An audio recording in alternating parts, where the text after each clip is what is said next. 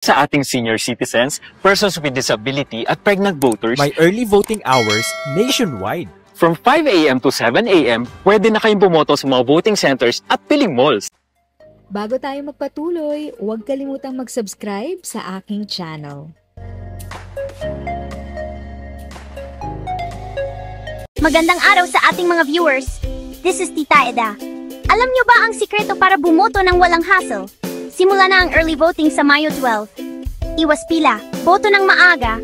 Dalhin lang ang valid ID ninyo at pumunta sa pinakamalapit na presinto.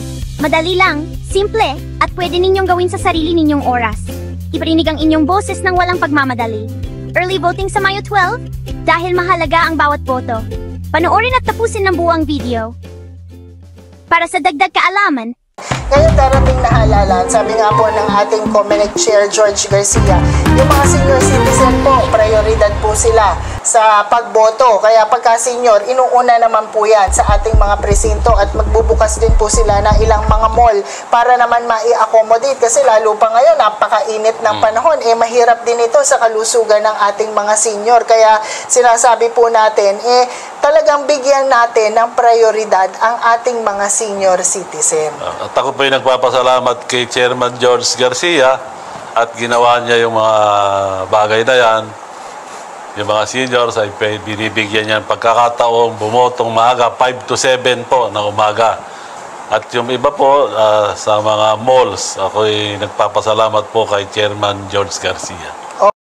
If sa tingin mo, natulungan ka ng video ko na ito, nakasave ka sa oras mo, you can click yung thanks button at any amount ay malaking help sa pag-grow ng channel ko. Yan lang po muna ang aking update. Sana ay nakatulong na dagdag kaalaman ang aking shinare today.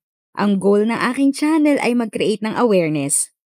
Kung ganitong mga topic ang gusto mo, panoorin mo ang mga videos ko na ito.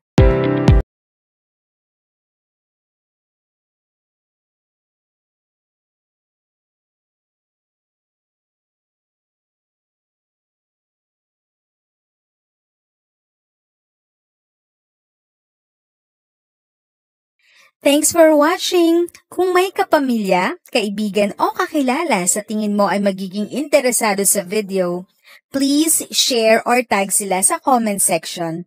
At syempre, if nagustuhan mo ang video, i-like mo na ito at subscribe ka na din.